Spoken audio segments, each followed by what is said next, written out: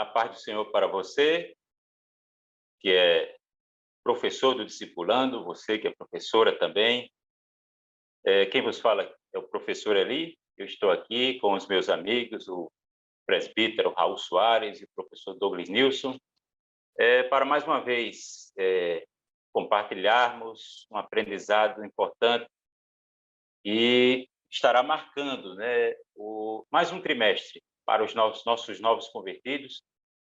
Estamos falando agora da lição do quarto trimestre, o quarto ciclo, que tratará das bem-aventuranças e da identidade cristã, um assunto relevante para a cristandade contemporânea. E, meus queridos, como já temos falado desse projeto, né, que se trata de uma gravação, de uma produção, uma realização do Departamento de Ensino e Educação Cristã, o DENEC, da nossa igreja, Assembleia de Deus, a igreja que é presidida pelo pastor Martim Alves da Silva. E agora, já nas considerações iniciais, quero chamar a nossa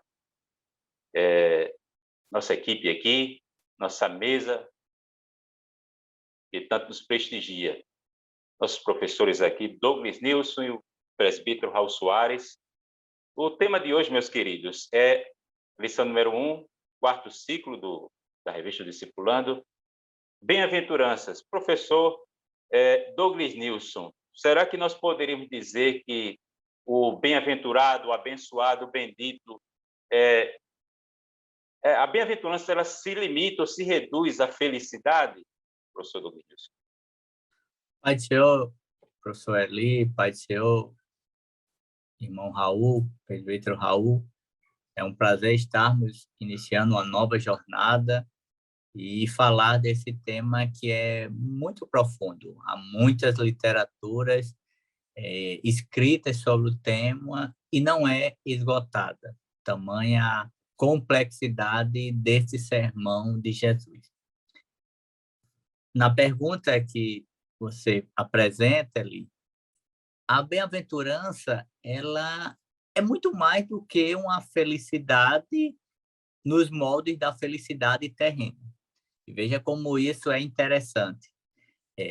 Quando falamos de bem-aventurança, Jesus vem apresentar algo que para aquela cultura era totalmente oposto. Quem é que iria imaginar que ser feliz, ser mais que feliz, seria você chorar, você sofrer por amor a Cristo?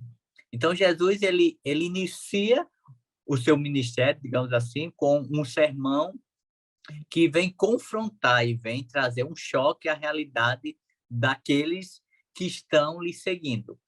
Porque no contexto de sociedade, ser feliz era ser próspero, era ter as dádivas que associavam-se à boa mão de Deus estendida sobre aquele povo, e agora Jesus vem dizer que feliz, no contexto do reino de Deus, é sofrer, é chorar, é padecer por amor a Cristo. Então, é algo desafiador para nós, e eu acho interessante, para fechar essa fala introdutória, é que isso não é algo que se consegue.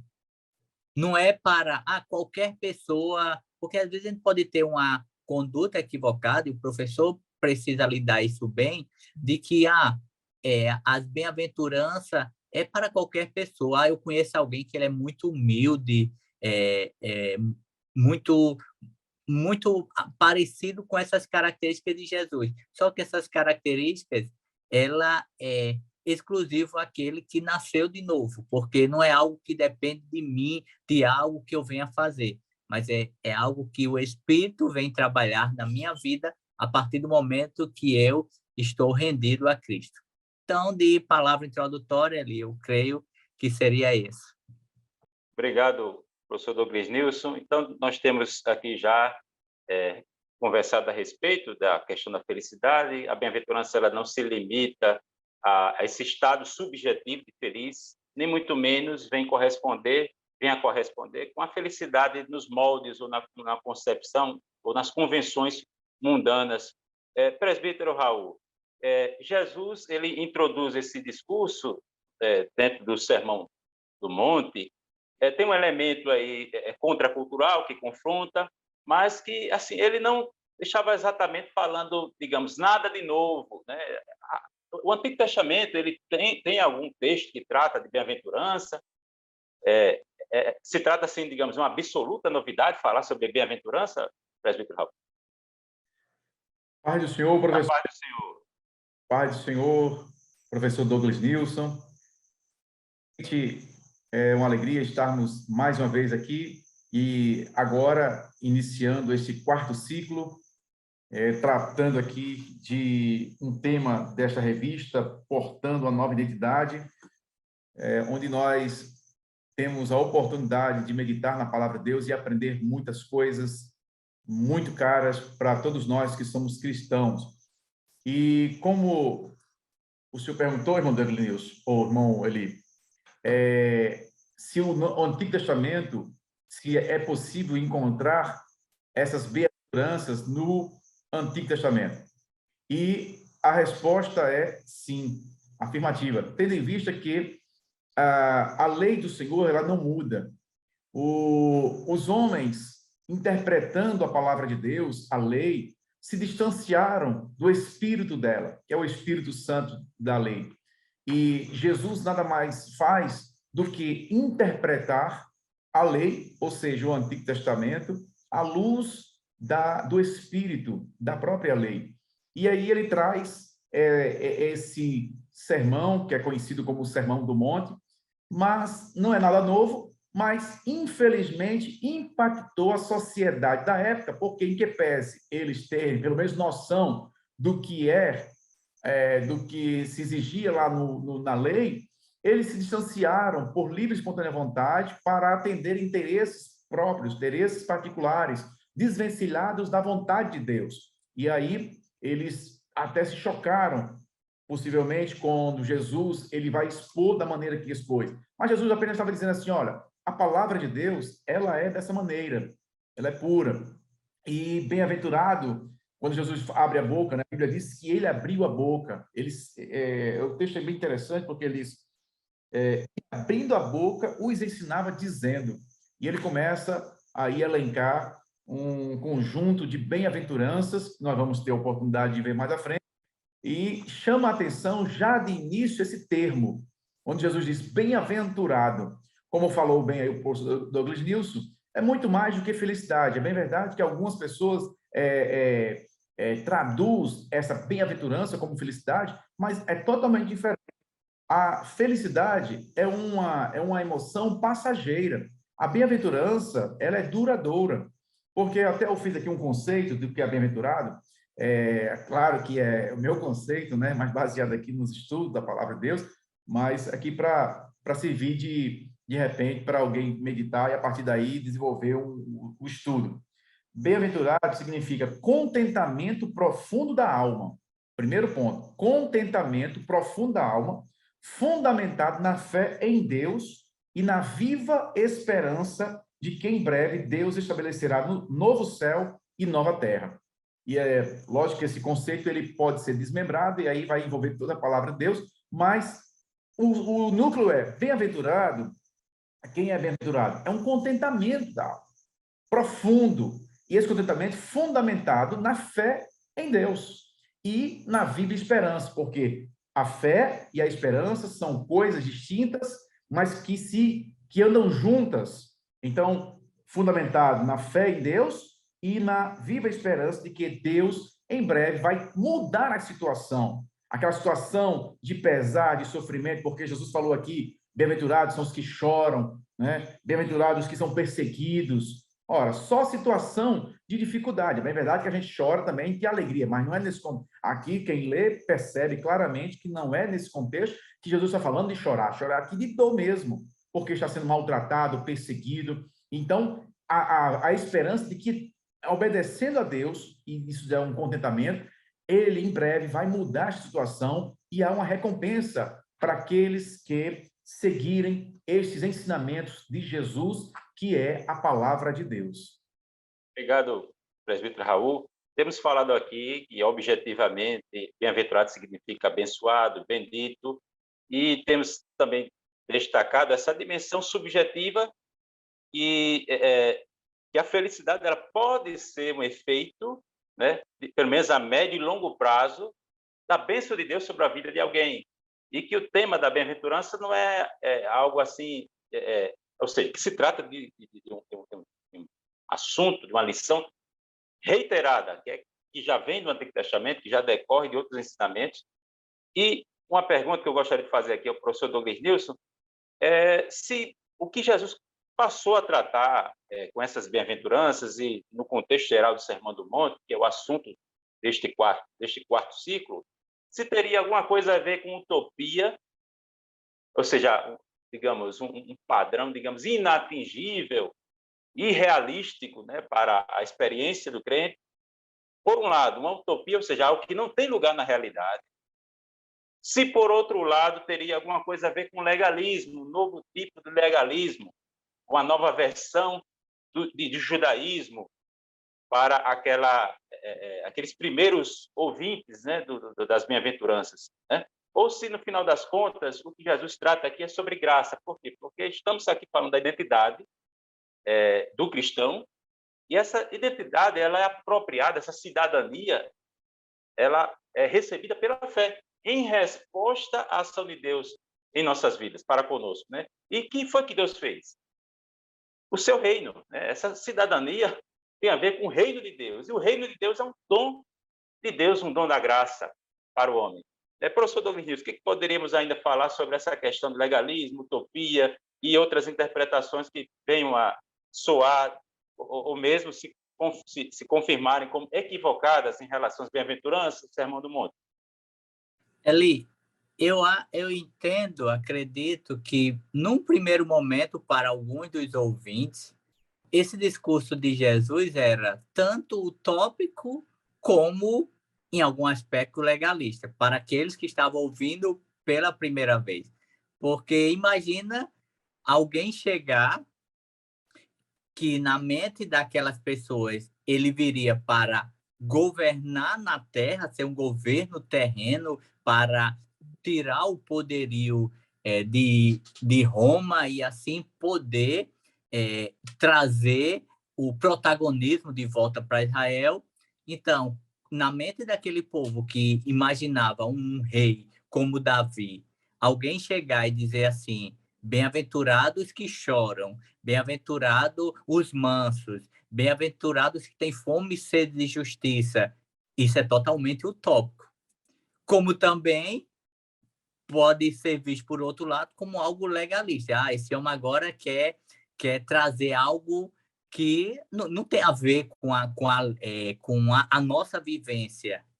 Mas eu entendo que o que Jesus queria e ainda quer até o dia de hoje é apresentar o que Deus, o que a graça de Deus pode fazer na vida daquele que o segue. E isso está ligado ao seu caráter, à sua nova identidade. E, por exemplo, imagina que aquelas pessoas eram cheias, transbordantes de autossuficiência, muitos deles. Aí Jesus diz agora que eles precisam ser humildes de coração. Alguns que eram totalmente indiferentes, e agora Jesus diz que eles têm que ter sensibilidade espiritual. Alguns que eram extravasados em arrogância e orgulho, precisavam ser mansos. Alguns que estavam afundados no seu comodismo, agora precisava dedicar-se, ter fome e sede pelas coisas espirituais. Alguns que estavam em excesso de egoísmo, agora precisavam exercer misericórdia, pensar no outro.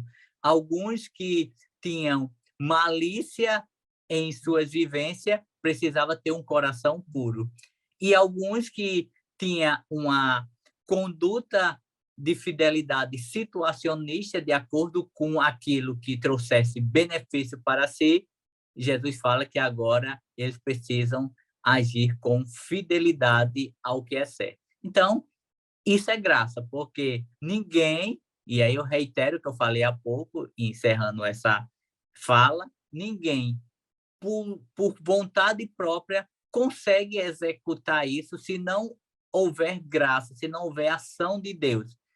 Porque não é algo que eu acordo numa segunda-feira ou no domingo de manhã, vou para uma aula na escola dominical e já chego em casa com tudo isso na ponta da língua.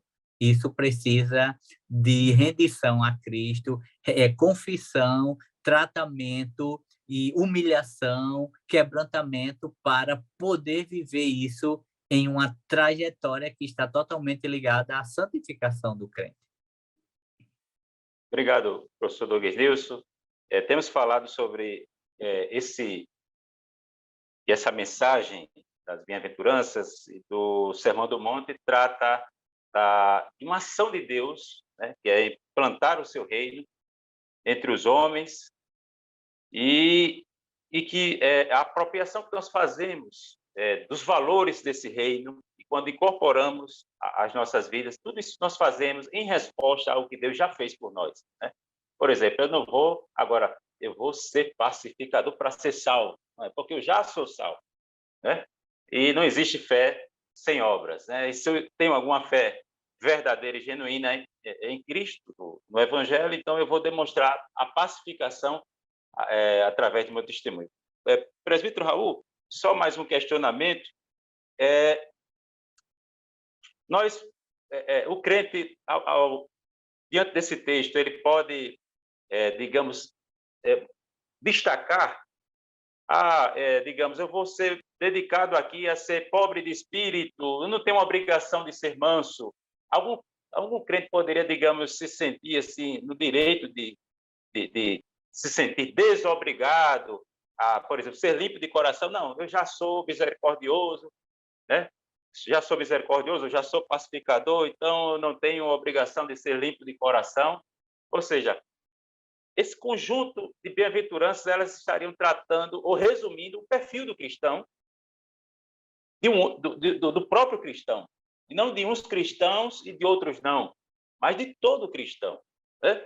Seria esse o ponto, e, é claro, todas essas bem-aventuranças estão bem concretizadas no exemplo que Jesus nos legou. Professor Raul, o crente poderia se sentir assim, digamos, isento da obrigação, por exemplo, de ser perseguido? Não, isso aí fica para alguns cristãos, né? No meu caso, eu só vou me dedicar a ser manso, ou seja, supervalorizar uma bem-aventurança em detrimento das outras, afirmar uma para negar outra. É possível isso? O texto ele dá esse tipo de margem de interpretação, pastor Raul? Professor Eli, é muito boa a sua pergunta, porque essa certamente é a dúvida. Divorciar, né? Divorciar uma bem-aventurança da outra. Exatamente. É uma dúvida que alcança muitas pessoas. Inclusive, eu mesmo, quando era mais novo na fé, eu já cheguei até a suscitar esse tipo de questionamento. Mas, antes de responder objetivamente a sua pergunta, deixe eu fazer a seguinte colocação. Nós estamos tratando o tema desse trimestre, né, desse quarto ciclo, portando uma nova identidade. E o tema da nossa lição é um novo caráter, a lei do reino de Deus. Então, é curioso e é interessante que quando Jesus estava iniciando o seu ministério, ele profere esse ensinamento. Esse ensinamento consiste num dos mais profundos e amplos de Jesus para os cristãos. Então, o que Jesus estava dizendo desde o início? Diz, quem quiser ser cristão, ser meu seguidor, em outras palavras, né? Quem quiser ser meu discípulo, vai ter que colocar isso em prática, porque são essas práticas que vão identificar você como meu seguidor. Porque você, até então, está dissociado da vontade de Deus, está distante da vontade de Deus. Eu vim para resgatar você e trazer de volta. E aí uma pessoa que aceita Jesus como seu único e suficiente Salvador, ela vai ter que entender que ela vai sair do reino das trevas. Deus está tirando ela de um reino, que é de treva, que é de terror, e está colocando esta pessoa num reino de luz, no reino do Filho do seu amor. Né? Então, este reino de Jesus, esse reino de Deus, tem regras. Existem regras próprias. É a lei do reino que é o tema da lição. Então, todos os súditos deste reino devem necessariamente se submeter a estas leis de forma incondicional e de forma total. Não pode, de forma alguma, dizer isso aqui é para mim, isso aqui não é. Isso aqui é para mim, ó, vira a lei da conveniência. A palavra de Deus, toda ela é pura, toda ela é inspirada, ela é inerrante. Então, todos aqueles que se dizem cristãos têm sim que observar esses ensinamentos, porque são estes ensinamentos que salvam o homem. Foi Jesus quem disse: os meus ensinamentos é quem salva você. Então, você deve praticá-lo. Você deve abraçar a Bíblia como um todo, porque isso aqui é bênção para nós. Ser bem-aventurado, como já foi dito, é muito mais do que feliz. É alguém que tem um contentamento, é alguém que está ciente do que é, para onde vai, a firmeza em Deus. É muito maravilhoso. Então, de forma alguma, a pessoa pode escolher aqui uma dessas bem-aventuranças para aplicar em sua vida e excluir outra bem-aventurança. Temos que abraçar a lei do Senhor na sua totalidade. E, Eli, eu queria só fazer um rápido comentário dentro disso. É que as bem-aventuranças, eu entendo ela como um dispositivo, tipo um termômetro na questão na construção do caráter do cristão. Então, quanto mais eu me permito que o Senhor trabalhe em mim, mais essas bem-aventuranças ela vai fazendo parte da minha vida naturalmente. Eu vou me tornando mais empático, mais manso, mais misericordioso. Isso vai sendo absorvido naturalmente em minha vida. Mas quanto mais resistente eu sou a essa ação do Espírito Santo, mais isso vai se tornando utópico, como você falou. Então, veja que o utópico pode ser até na vida do crente, se ele entender que não precisa esforçar-se nesse processo. Tem que haver um esforço da minha parte, e esse esforço refere-se a eu buscar, eu reconhecer que áreas elas precisam ser trabalhadas pelo Senhor. Se eu sou alguém que tem um coração muito malicioso, então isso não é uma coisa instantânea, tem casos que sim, tem casos que requer um tratamento. Então, eu entendo as bem-aventuranças como um termômetro nesse processo de santificação do crente. Obrigado, professor Douglas. Isso é interessante nós considerarmos esse conjunto, essa coleção de bem-aventuranças, ou de bendições, né? Porque você tem a maldição e a bendição. Você tem o maldito e o bendito, o abençoado e o amaldiçoado. Estamos aqui tratando do abençoado, do bendito. Então, a primeira aqui das bem-aventuranças, né? Temos aqui já falado que isso é mais do que feliz, ainda que para o mundo seja um caso perdido, ou seja, imagina aí o mundo jamais diria bem-aventurado o pobre de espírito. O mundo jamais diria. Por quê? Porque o que o mundo entende por privação, por exemplo, essa bem-aventurança está tratando de privação, né? Ou um rico, ele pode ser um pobre de espírito? Então, professor discipulando, é importante você estar atentando para essas questões, né? Pobreza de espírito, pobre de espírito, humilde de espírito, dependendo da versão. Então, não se trata propriamente de mera privação, né? Não existe nada, ou seja, a graça ela não é inerente à pobreza nem à riqueza. O fato da pessoa ser por si só, né? O fato por si só da pessoa ser rico, né? Ou privado de riqueza, isso aí não diz nada sobre a identidade da pessoa em relação à sua conexão com Cristo. E onde estaria o tesouro dessa pessoa? Onde está o seu tesouro, professor, ou você que eventualmente tem acompanhado aí esta aula aqui neste canal, né? A palavra aqui para pobre é indigente, é miserável mesmo. Ou seja, você depender de Deus, você simplesmente depender de Deus ao invés de depender de seus próprios méritos, recursos, e você estimar Deus como a sua maior riqueza. Maior riqueza. Presbítero Raul, o que poderíamos ainda complementar, em poucas palavras, em relação a essa bem-aventurança, Ou seja, algum orgulhoso ele vai para o céu? O que crítica, né? Que denúncia, o que comportamento está sendo denunciado aqui nessa bem-aventurança e o que mais o senhor poderia acrescentar? O Sermão do Monte, ele vai expressar o desejo de Deus para as nossas vidas. O que vai identificar um cristão quanto mais ele apresentar, ele estiver cumprindo, estiver aqui inserido esses ensinamentos de Cristo, mais ele vai se tornar cristão, mais parecido com Deus, com Jesus, ele vai se tornar. Porque aqui nós estamos falando de fruto, aqui nós estamos falando de ser, de essência. E você percebe que aqui é a essência de fato, porque uma pessoa que é perseguida, ela está sendo, se está sendo perseguida, ela está em situação de fragilidade. Ninguém que está numa situação de fragilidade ostenta, né? Tem confiança em si mesmo. A pessoa está chorando porque está doendo, porque está padecendo alguma coisa, ela está com o semblante desfigurado, porque a pessoa chorando, ela fica mais... uma pessoa sorrindo, ela fica mais bonita, né? Então, veja que aqui é a essência mesmo do cristão.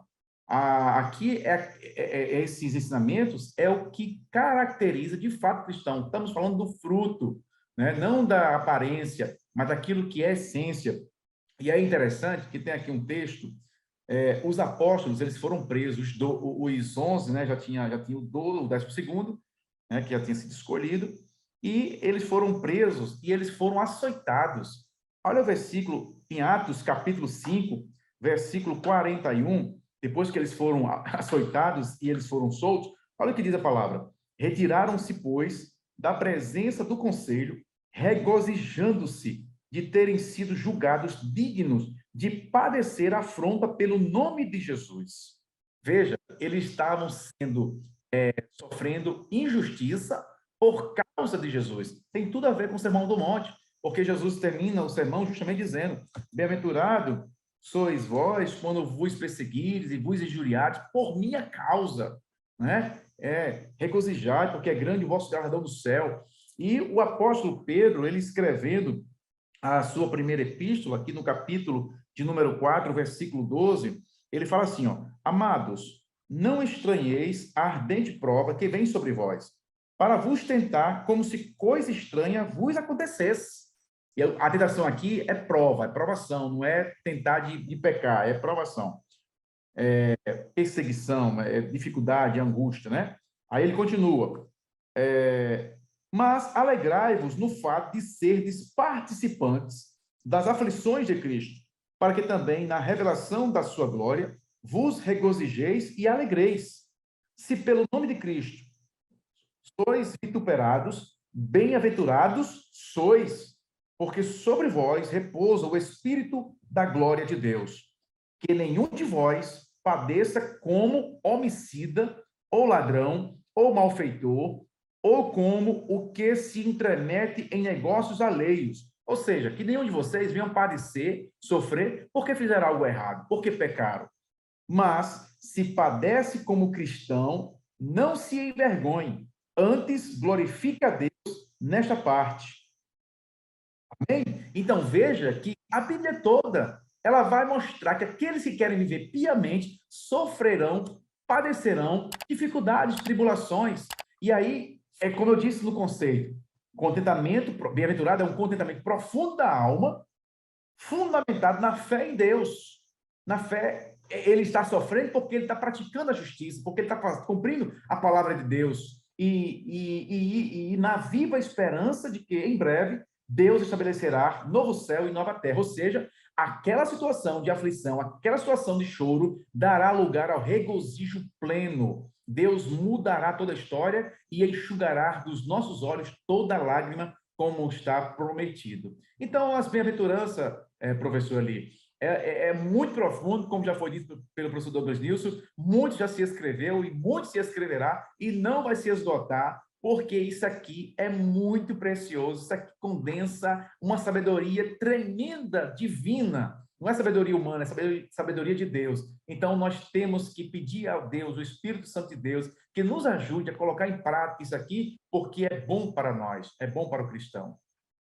Obrigado, presbítero Raul. Professor Douglas Nisso, temos falado da primeira bem-aventurança, que se trata de pessoas despossuídas de orgulho, né, de autossuficiência, e considerando aqui já a segunda bem-aventurança, alguém pode até chorar por espiritualmente ser pobre, por espiritualmente, digamos, ser, digamos, em absoluto dependente de Deus, professor Douglas Nisso. E também poderíamos, dentro desse contexto, na jornada do cristão, observar também tudo isso, em todo esse processo, a mansidão, né?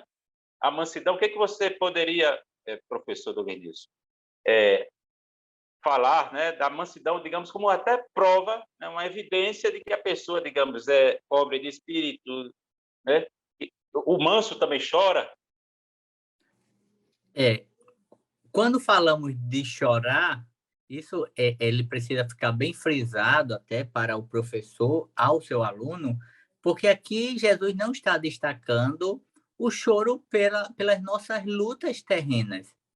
Aqui, esse choro está muito mais ligado a eu chorar a minha pecaminosidade, chorar a minha, lamentar as minhas falhas, os meus pecados e os pecados alheios, os pecados da humanidade, o pecado de um mundo que caminha sem Deus.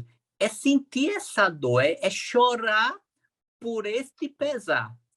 Enquanto que a mansidão, ela está muito relacionado a eu sofrer, muitas vezes, injustiça pelo nome de Cristo, sem guardar ressentimento. Então, é o que o presbítero Raul falou agora há pouco na passagem de Atos. Aqueles apóstolos, eles sofrem injustiça, eles são presos injustamente, mas quando eles saem, eles não saem condenando ou então amaldiçoando aqueles soldados, aqueles governantes. Eles sentem-se honrados porque estão sofrendo pelo nome de Cristo. Isso é mansidão. É você não reivindicar, é você entregar toda a justiça nas mãos de Deus.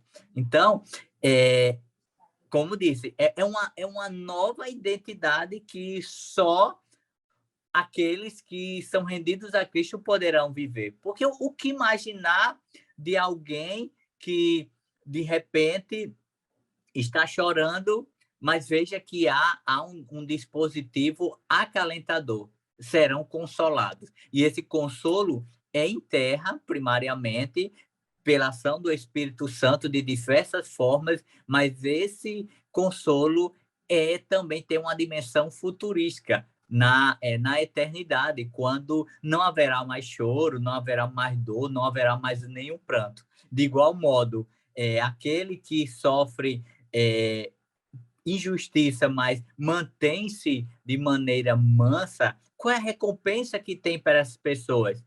Eles herdarão a terra. Ou seja, todas essas ações, ela tem uma recompensa que tem um olhar presente, mas tem um olhar eterno e irretocável.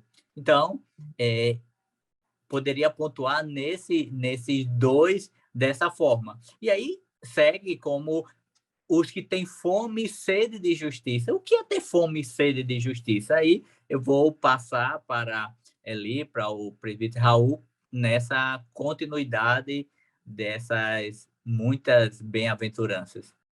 Presbítero Raul, o manso ele não retribui o mal por mal, né?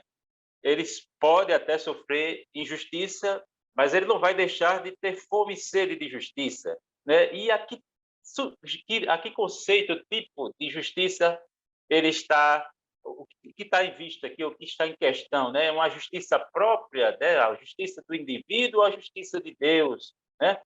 E a justiça tem alguma coisa a ver com a retidão das relações do homem com Deus, ou com o próximo, mas só com Deus mesmo, que ele precisa equilibrar ou estar tudo alinhado, né, em relação a ele, entre ele e Deus. O senhor, que é da área do direito, poderia, né, discutir alguma coisa, em poucas palavras? Veja Por favor. que essas características, essas bem-aventuranças, elas estão intimamente ligadas, de maneira que uma implica na outra.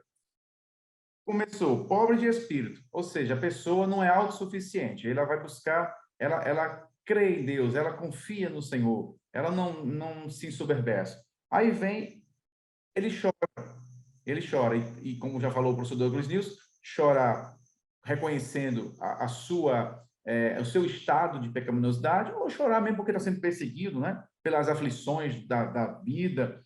Aí vem bem-aventurados os mansos. A pessoa chora e ele suporta, ele não revida. Aí ele se sente injustiçado, ou mesmo é injustiçado, porque aqueles que quiserem viver piamente padecerão perseguições. Então, ele tem esse sentimento, esse desejo, essa vontade de que aquela justiça cesse e o seu dano seja reparado. Só que ele entende pela palavra de Deus que ele não tem capacidade de fazer justiça. Porque, como diz o apóstolo Tiago na sua primeira epístola, né, só tem uma, a ira do homem não opera a justiça de Deus. Então, o que ele faz? Ele entrega a Deus e ele confia. Mais uma vez, o elemento fé e o elemento esperança. A fé para continuar fazendo aquilo que a palavra de Deus ensina e a esperança de que o próprio Deus vai resolver essa situação para a pessoa. Então, ser cristão é mudar totalmente, mudar 180 graus a sua maneira de pensar, a sua maneira de agir.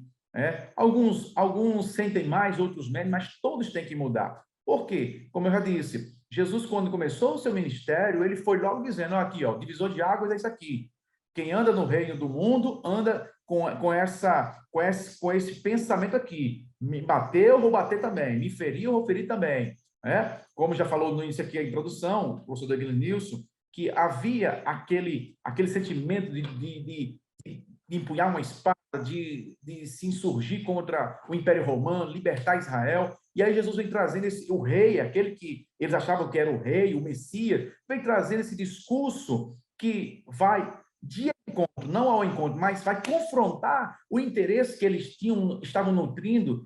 É Jesus dizendo claramente, olha, o meu reino não é deste mundo, daqui eu não sou, o meu reino tem regras próprias e as regras são essas aqui. Esperem na justiça de Deus, entregue a Deus. E aí o crente tem que orar, tem que apresentar ao Senhor, dizer, Senhor, tem misericórdia de mim, me ajude aqui. E aí quanto mais o crente ele vai cumprindo essa bem-aventurança, ele vai ter esse desejo, nutrir esse desejo, a Bíblia diz, foi Jesus quem disse, né? Eles serão fartos. Quem tem fome e sede de justiça, porque eles serão fartos. E Deus não é injusto. Deus é o justo juiz. O Salmo 89 diz que justiça e juízo são a base do trono de Deus. Misericórdia e verdade vão adiante dele. Então, Deus, ele é justo. Ele quer estabelecer a justiça na terra e ele não se regozija com a injustiça. Então, se o crente está sofrendo injustiça, certamente Deus já está no processo para realizar a justiça, porque Deus não é injusto, ele é justo. Então, nós temos que seguir aqui este ensinamento de Cristo e nós não agirmos, não fazermos justiça com as nossas próprias mãos, mas esperar na reta justiça do Senhor, que ele sabe trabalhar. Obrigado, presbítero Raul. Meus queridos, restam ainda 4 bem-aventuranças, dando aqui prosseguimento. Professor Douglas Nilson, sabemos que há pessoas com fome e sede de outras coisas que não a justiça de Deus, a justiça divina. Então, prosseguindo aqui, tratando aqui dos misericordiosos, né, na qualidade de benditos e bem-aventurados, abençoados, a palavra miséria está presente aqui no sentido original, quando você considera, né, a palavra misericórdia, né? Você, dando aqui também conectando, né, a bem-aventurança em relação à misericórdia e o que já foi dito anteriormente, o misericordioso ele vê a miséria, né, O coração dele está na miséria, está ali presente, está conectado, está junto com a miséria do outro, e ele também enxerga a miséria do seu próprio coração. Temos falado aqui sobre a pobreza de espírito. Professor Douglas Nilson, que poderíamos ainda falar sobre essa condição do misericordioso, né? Que ele não se isola da dor, não se isola da necessidade alheia. Isso faz parte do caráter cristão mesmo? Ou é uma coisa inatingível, utópica? Ninguém é capaz de viver esse princípio. A misericórdia, ela pode ser definida aqui como empatia, né? Sentir a dor do outro, colocar-se no lugar do outro. E mais uma vez, isso só é possível em condições normais, no âmbito que Cristo apresenta para aquele que é rendido a Ele. Porque aqui vai estar envolvido o amor, que é o amor ágape, o amor de Cristo pelas pessoas, o amor que se doa, o amor empático. E tudo isso é misericórdia. Misericórdia é compaixão. Misericórdia é olhar para o outro e fazer como aquela parábola do samaritano, em que você abdica de qualquer indiferença que existe para dar o suporte àquele que precisa hoje. É o evangelho prático, podemos dizer que é como o Tiago fala, eu não posso provar minha fé sem as ações práticas. Misericórdia é uma ação prática. Não basta eu ir na casa do meu irmão que está passando uma necessidade e eu podendo fazer, não faço, eu estou pecando. Isso é misericórdia. Se muitas vezes abdicar de si para olhar, se colocar e se doar para o outro. E veja como isso é interessante, porque há uma lei, podemos dizer, uma lei de semeadura. O texto vai dizer que os misericordiosos obterão misericórdia, ou seja, eu dou e eu recebo. Eu ajo com misericórdia e eu recebo a completude da misericórdia, a misericórdia de quem é misericordioso, de quem é o centro, o ponto de partida da misericórdia. E então, nesse contexto, poderíamos ainda falar do ponto seguinte, que é pureza, limpeza de coração. Esse ser limpo de coração é algo que é totalmente contrário a alguém que não seja regenerado. E veja como isso é novo para o contexto ao qual Jesus está inserido naquela sociedade. Porque a limpeza do coração é algo que Deus conhece, é algo interno. Aqui estamos nós três e podemos ter o coração mais impuro e nenhum de nós vamos saber, a não ser que tenhamos uma convivência, e talvez o linguajar pode denunciar isso. Mas o Senhor que conhece o coração, então ele convoca para que nós vivamos uma purificação interior que vai refletir nas ações interior ou nas ações exteriores. Então, o limpo de coração é aquele que, pegando o gancho do que o presbítero Raul falou, como cada um está articulado, o limpo de coração ele não é autossuficiente. O limpo de coração ele não é independente, ele não vive uma fé independente, porque ele sabe que tudo que vem acontecer de bom na vida dele, e nada depende dele, tudo depende da graça, da bondade, da boa mão do Senhor. E essa limpeza de coração que o Senhor opera pela ação do Espírito Santo, ele tem como recompensa ver a Deus. Então, veja que é uma consequência, e cada uma dessas ações, imagina se Jesus colocasse só as bem-aventuranças. Bem-aventurados limpos de coração, bem-aventurados os que choram, bem-aventurados, e ele não colocasse o complemento. Talvez alguém pudesse dizer, mas que futuro tem isso? Mas veja que cada um, Jesus diz, olha, os limpos de coração tem como consequência ver a Deus. Os que choram serão consolados. Os que têm fome e sede de justiça verão a Deus. Então, cada uma dessas, ou os que têm fome e sede de justiça serão saciados. Então, cada um desses há uma recompensa para aqueles que vão buscam observar essas bem-aventuranças. E esse limpo de coração, Jesus está deixando bem claro que não é algo fingido, né?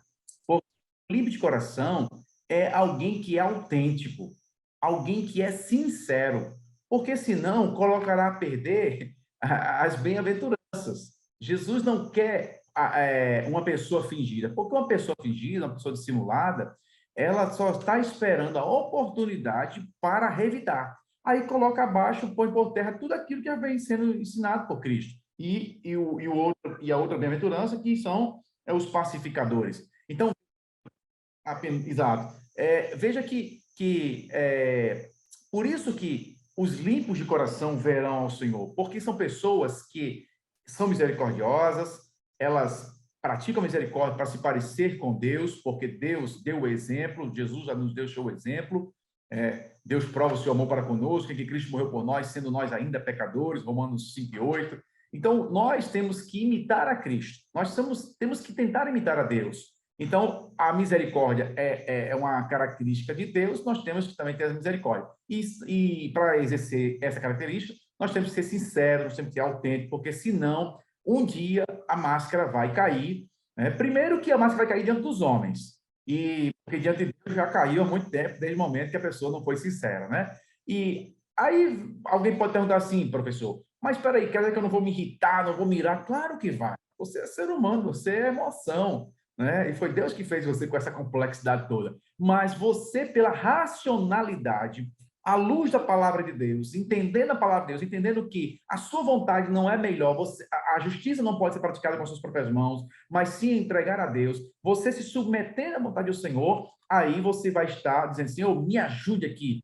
O Espírito Santo de Deus vai fazendo com que aqueles sentimentos ruins vá desaparecendo. E você fica habilitado para estender a mão àqueles que lhe fizeram mal, para abençoá-los, para ajudá-los, né? Então, este é o significado da pessoa que é limpa de coração.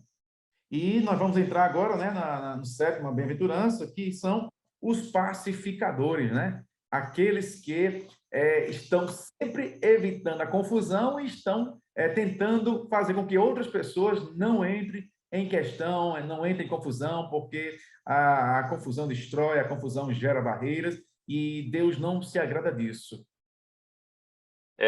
Meus queridos, conectando aqui a sétima bem-aventurança, penúltima, com a última, né? Temos falado da pureza, das intenções, das motivações, quando falamos dos limpos de coração. Temos falado aqui também, anteriormente, dos misericordiosos e dos pacificadores, né? O cristão não pode ser causa de conflito. Agora, é claro que também estamos falando aqui de uma paz, mas não ao custo da verdade do Evangelho,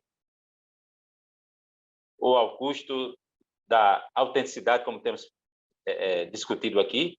E se você... Agora, é aqui que entra a conexão que eu quero, já caminhando aqui para as considerações finais, e facultar a palavra para vocês também, o crente, o pacificador, ele se preocupa com a paz com Deus e também com a paz de Deus com os homens e dos homens com Deus. E isso pode levar à perseguição. Então, professor Raul, como é que nós poderíamos concluir aqui essa coletânea de bem-aventuranças e já caminhando para o nosso encerramento? Em seguida, eu gostaria de ouvir também o professor Douglas Nilson. Seriam essas minhas observações. Essa última colocação de Cristo, ele diz, né, bem-aventurados sois vós, ou seja, são vocês, quando vos injuriarem e perseguirem e mentindo disserem todo mal contra vós por minha causa. Alegre-se, né, exulte, porque é grande o vosso galardão nos céus, porque assim perseguiram os profetas que foram antes de vós. Isso é, infelizmente, meu querido professor, meu caro irmão, infelizmente, nós vamos vivenciar isso até que Jesus venha estabelecer o seu reino aqui na sua plenitude, totalidade, como ele prometeu. Por quê? Porque o fato de eu viver, às vezes, de forma santa, já irrita alguma pessoa. Já irrita. Alguém já olha assim, olha só quer ser o que não é. Por quê? Porque o seu comportamento, a sua luz, joga a luz nele, na pessoa que está em treva, e descobre. Ele mesmo se vê, e ele fica com raiva. Perceba como isso é naturalmente, espiritualmente falando, né? Se é que a gente pode falar assim. Então, se você quer viver de acordo com a palavra de Deus, você vai irritar alguém e alguém vai se insurgir contra você, vai querer lhe perseguir, vai querer lhe maltratar, vai querer lhe matar, porque assim foi feito aos profetas. Jesus disse isso e a gente sabe isso pelas Escrituras e fizeram isso com Jesus também. Então, infelizmente, nós estamos ainda neste planeta, neste mundo e estamos sujeitos a isso, mas a promessa gloriosa se impõe.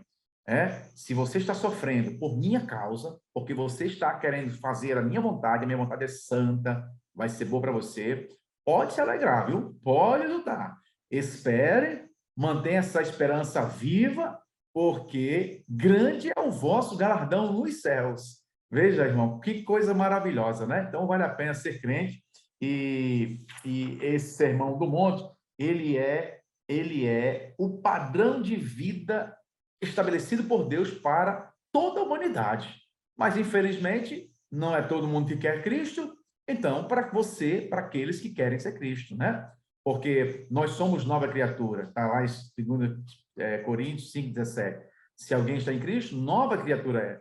As coisas velhas passaram, esse tudo se fez novo. Se alguém está em Cristo, né? Jesus, está escrito em João 3,16, né? Deus amou o mundo de tal maneira que enviou o seu Filho único para que todo aquele que nele crê não pereça, mas tenha a vida eterna. Porque Deus enviou o seu Filho ao mundo, não para condenar o mundo, mas para que o mundo fosse salvo por ele. Porque quem crê nele não é condenado, mas quem não crê já está condenado, porquanto não crê no unigênito do Filho de Deus. Então, veja que essa vontade do Senhor é para toda a humanidade, mas nem todos dão crédito à pregação do Evangelho, nem todos querem sair das trevas e vir para a luz, e, infelizmente, ficam aí sofrendo, mas glória a Deus, que Deus nos escolheu e nós aceitamos o bendito convite do Senhor e vamos pedir ajuda ao Espírito Santo para colocarmos em prática este ensino nuclear da palavra de Deus. Presbítero Raul, obrigado. Professor Douglas Nilson, em poucas palavras, como é que a gente poderia se posicionar diante dessa tua bem-aventurança? Observe que na primeira bem-aventurança há uma promessa de herdar o reino de Deus, e a última também conecta com a mesma promessa. Eu queria encerrar apresentando aqui o que não é ser bem-aventurado. O último ponto da nossa lição, ele vai fazer essa pergunta: o que não é ser bem-aventurado? Então, só fazendo um paralelo, o que nós falamos com o que não é. Por exemplo, bem-aventurado, ser pobre de espírito não é ser um coitadinho. Chorar não significa ficar triste quando perde grandes oportunidades. Ter mansidão não significa ser bobo. Fome e sede de justiça não está atrelado a querer fazer valer a sua justiça. Misericórdia não é querer que as pessoas aceitem Jesus à força. Limpeza, pureza de coração não é condenar o pecado dos outros. Ser pacificador não é ser parcial, ter um discurso para um lado que beneficia você. E ser perseguido por causa da justiça não é ser perseguido por suas atitudes contrárias ao cristianismo. Então, uma frase do escritor do livro Discipulado, ele vai nos dizer o seguinte: a igreja dos bem-aventurados é a igreja do crucificado. Com ele, tudo perdeu e, ao mesmo tempo, tudo encontrou. Então, são essas as considerações finais. Bem-aventurança faz parte da nossa vida, da nossa identidade, independente da sua confissão de fé. Está inteiramente ligado, atrelado à vida cristã. Então, o professor leve essa verdade como uma verdade absoluta para o seu aluno. Ele precisa perseguir, lutar em oração, apresentar ao Senhor, ler, entender, para que essas verdades sejam verdades em sua vida. Elas vivam e tenham prazer em viver essas bem-aventuranças. É isso. Agradeço mais uma oportunidade de estar convosco e que seja proveitosa essas nossas discussões para o professor e extensivamente para o aluno e todo aquele que tiver acesso a este momento de podcast. Obrigado, professor Douglas Nilson. E para você, professor discipulando, obrigado pela atenção, pela consideração, por nos acompanhar até aqui. Recomendo que você se inscreva no nosso canal, ative o sininho, acompanhe também os demais podcasts gravados naquele canal. A Deus a nossa gratidão por mais aquele estudo, né? E estivemos aqui debruçados sobre mais um assunto da lição. E ao nosso pastor Martinho, ao pastor Rinaldo, a nossa confiança. Paz do Senhor para todos. Paz do Senhor. Paz do Senhor.